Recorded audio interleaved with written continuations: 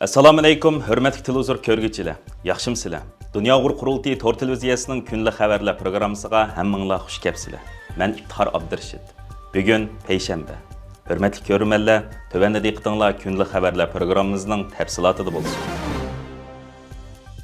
Dunyo Uyg'ur qurultiyining raisi Turg'unjon Alovdin boshchiligidagi bir heyət Germaniya poytaxti Berlinda fazilatli tijoratchilar uyushmasining taklifi bilan iftor faoliyatiga qatnashib, Uyg'ur irqiy qirg'inchiligini tanishtirgan. Mushu ayning 25-kuni Dunyo Uyg'ur qurultiyining raisi Turg'unjon Alovdin, qurultayning muavin raisi Abdurashid Abdulhamid, qurultayning sobiq raisi va Uyg'ur kishilik huquq demokratiya markazining raisi Dolqin Aysa, qurultay fondining raisi va qurultay Berlin ishxonasining mudiri G'ayyur Qurbon, qurultayning bayonotchisi va qurultay uchur axborot markazining direktori İftihar Abdurashid, Uyg'ur kishilik huquq demokratiya markazining moliya mas'uli Abduljalil Ahmad qatorliq bir heyət Germaniya poytaxti Berlinda fazilatli tijoratchilar uyushmasi tashkilotining taklifi bilan Berlinda o'rinlashtirilgan cho'ng tipdagi iftor faoliyatiga qatnashib, Uyg'ur irqiy qirg'inchiligini tanishtirgan. Herr Turg'unjon Alovdin, Präsident der Weltkongresses der Uiguren, Herr Dolqin Aysa, ehemaliger Präsident des Weltkongresses der Uiguren, sehr geehrte Vertreter zivilgesellschaftlicher Organisationen, sehr geehrte Damen und Herren der Presse, sehr geehrte Damen und Herren, im Namen des Präsidenten unseres Vereins Hediyat, Herrn Ali Uzun und seiner engen Mitarbeiter. Bu faaliyetga Türkiye'nin Germaniyadagi bosh elchisi Gökhan Turan ve her qaysi davlatlarning Berlindagi bosh elchilari, Germaniyadagi Türk tashkilotlarining mas'ullari, Berlindagi Türk tijoratchilar ve Germaniyada o'qiyotgan Türk o'quvchilar qatnashgan bo'lib, mazkur faoliyatda Gökhan Turan efendi, Dolqin Aysa ve Turg'unjon Alovdin efendimlar bilan ayrim ko'rish ilib berib, Uyg'ur masalasi haqida suhbat ilib borgan. Dolqin Aysa efendim suhbat jarayonida o'zining Xitoy qarshi kurashlarim degan kitobini imzo qo'yib taqdim qilgan.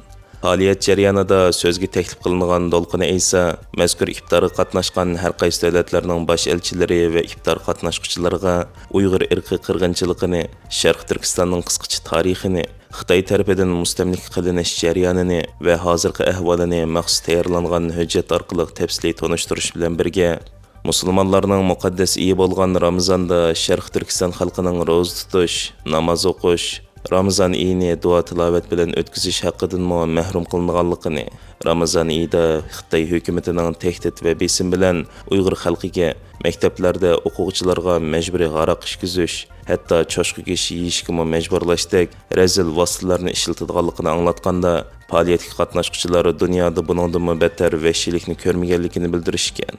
Uyg'urlar duch kelgan bu qirg'inchilik va fojialardan qattiq ta'sirlangan faoliyatga qatnashuvchilar Uyg'ur masalasini kun tartibga ilib kelish uchun Yevropada yashayotgan turklarning bosh tortib olmaydigan majburiyat ekanligini, bundan keyin Sharq Turkiston xalqining haqliq da'vosi va Xitoy ishg'olidan qutulish uchun kuch chiqaradiganligini bildirishgan. Yürekten bağırarak Allah'ım diyemeyen bir millet vardır, bir ümmet vardır, bir coğrafya, bir toprak vardır. Bunun adı da Doğu Türkistan'dır. Evet, orası Doğu Türkistan'dır. Faaliyat ahirida fazilatli tijoratchilar uyushmasining boshlig'i Ali Uzun efendi, Dolqin Aysa efendining Mening Xitoy qarshi kurashlarim degan kitobini setib olib, yig'in qatnashuvchilarga tarqatib bergan.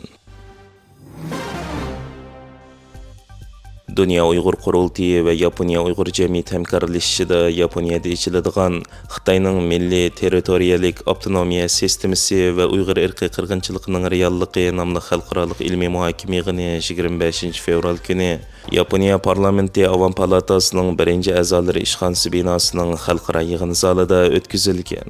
Yaponiya parlamentidagi Uyg'ur do'stlik guruhi, Dunyo Uyg'ur qurultiyi, Yaponiya Uyg'ur jamiyati va Tayvan demokratiya fondi birlikda o'tkazgan mazkur ilmiy muhokama yig'iniga 17 parlament a'zosini o'z ichiga olgan Yaponiya, Tayvan, Germaniya, Amerika va Norvegiya qatorliq 5 davlatdan kelgan siyosiy faoliyatchilar, mutaxassislar va kishilik huquq faoliyatchilari bo'lib, taxminan 100 dan ortiq kishi va Yaponiyadagi dongli taratqularning muxbirlari qatnashgan.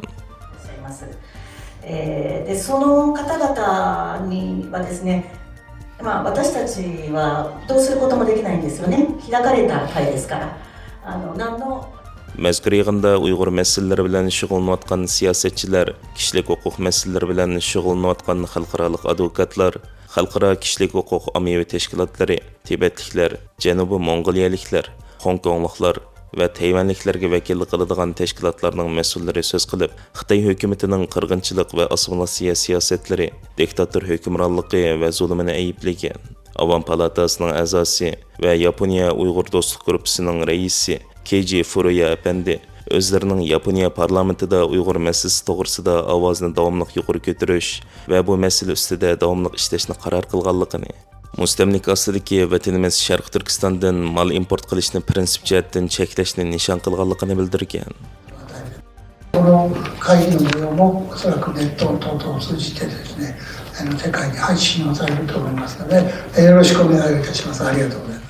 Yaponiya Uyg'ur jamiyatining raisi Ahmadjon Letib Takaichi hukumati davrida Uyg'ur masalasida qo'lga keltirilgan ilgirlashlarni va Yaponiya parlamentidagi Uyg'ur masalasini qo'llash haqidagi parlament a'zolarining qizg'inligini tilg'ilab, Yaponiyada yashayotgan Uyg'urlar va Dunyo Uyg'ur qurultiyi nomidan rahmatini bildirib, dunyodagi korxonalar bilib bilmay kishilik huquq dafsanchiligiga sherik bo'lib qilish xavfiga duch kelayotganligini, Uyg'ur muhojiratining Yaponiyaning va Uyg'urlarning umidi bo'lgan Takaichi hukumatidan bu yo'nalishda zo'r qadam besishini chin dilidan umid qilganligini bildirgan. ウイグルジェノサイドを終わらせるために必要不可欠なことだと思います。特にウイグル強制労働問題はですね、世界中の企業が無意識にそれを助長し、あるいは加担するリスクがあることから、ウイグル Bu yig'inda so'z qilgan advokat Akiko Sato xonim Yevropa va Amerikada majburiy emgakka qarshi qonunlarning tuzilayotganligini tilg'ilab, Yaponiya bilan o'xshash qimmat qarshiga ega davlatlar majburiy emgakning kishilik huquqning eng og'ir dafsanda qilinishi deb qarab, korxona faoliyatlaridagi bu masalalarni tugatish uchun tirishayotganligini va Yaponiyadami bunday qonunlarning tuzilishining zarurligini ta'kidlagan. Mazkur yig'inda Dünya Uyghur Qurultiyining muavin raisi Zumrat Erkin Yaponiyada bu ilmiy muhokama yig'inining o'tkazilishining muhim ahamiyatga ega ekanligini va Sharq Turkiston masalasi haqida Yaponiyaning davomli qo'llashini umid qilganligini bildirgan. To see their family members when they want, so there's also the family separation aspect to this. I mean, initially, in the initial phase where government authorities go from Yig'inda yana yig'in qatnashchilar tarafidan Takaichi hukumatidan Yaponiya nusxasidagi Uyg'ur majburiy emgakining oldini olish qonunini ma'qullash kerakligi haqida kutadigan umidlari o'tirib qo'yilgan bo'lib, bu Yaponiya axborotlarining diqqatini tortgan tema bo'lgan. Bu yig'in Uyg'ur masalasini cho'nqur tushunadigan bosh minister Takaichi saylamda g'alaba qilib 2 haftadan keyin o'tkazilgan bo'lib, bu xalqaro ilmiy muhokama yig'inining Yaponiyada Uyg'ur masalasiga bo'lgan tonishning yana bir baldoq ko'tarilishi mo'ljallanmoqda ekan. Amerika Cumhuriyetçiler Partiyasining Avam Palata a'zosi Greg Steube 20 fevral Xitoy shirkatlarining yiroqdan nazorat qilish iqtidoriga ega energiya saqlash sistemalarini import qilishni cheklash to'g'risida bir qonun loyihasi sungan.